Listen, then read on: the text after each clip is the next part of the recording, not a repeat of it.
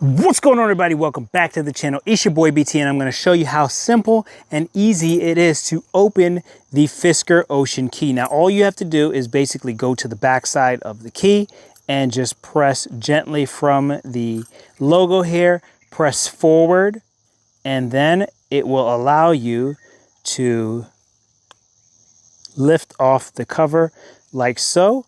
And then, as you can see down in there, there is your battery. So what I would do in order to make sure that I do not damage the key is to put a small flathead in here so that you can gently pry the battery out like so.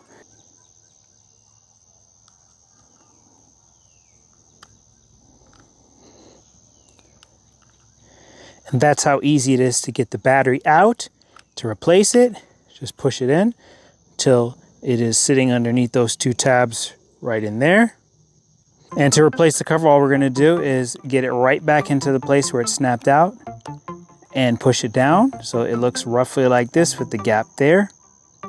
Then all we're going to do, slide forward, and that's how easy it is to change the key, open it up, get inside.